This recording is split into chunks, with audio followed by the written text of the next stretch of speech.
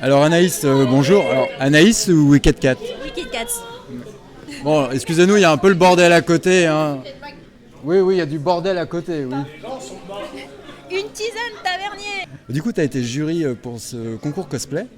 Wicked Cats. Ah, mais c'est de la grâce. Hein. Voilà. L'année dernière, tu étais participante. Comment ça s'est passé pour toi cette année? Ce sont deux expériences très différentes, mais vraiment intéressantes dans les deux cas. Ça permet vraiment de voir tous les aspects de la compétition.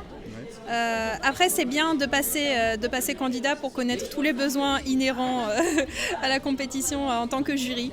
C'est toujours un plaisir de participer, autant d'offrir du spectacle que d'en recevoir. Est-ce que la décision, alors moi je le sais, mais est-ce que la décision a été difficile pour choisir le gagnant? Parce qu'il y a quand même eu deux participantes où c'était quand même du coude à coude. Ouais. Souvent, il y a quand même des gens qui se démarquent, mais c'est toujours assez difficile sur quelques participants. C'est toujours un crève-cœur parce que tout le monde se donne à fond. C'est du travail. Tous les candidats fournissent un travail fou et des super prestations. Malheureusement, ça reste une compétition et effectivement, on doit départager les gens.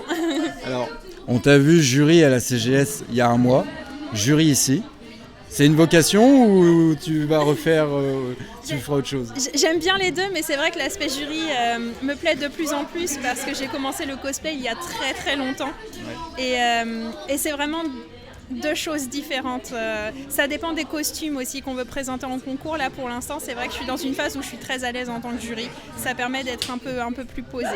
Est-ce qu'il y a eu une expérience la plus dure, soit le CGS ou The Next? Je pense que c'est pas la même chose. Non, c'est pas la même chose, c'est pas forcément la même dynamique au niveau des candidats, des univers représentés, de la façon dont c'est organisé.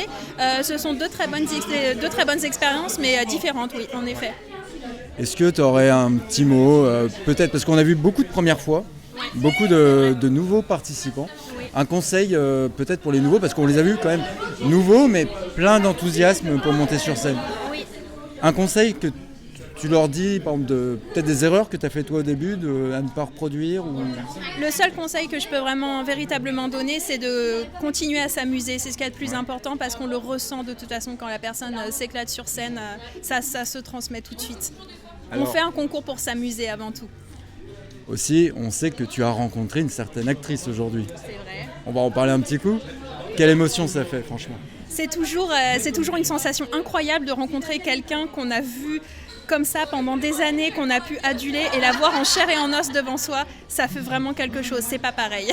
Apparemment très gentille. Très gentille, oui, très douce, très sympathique, vraiment.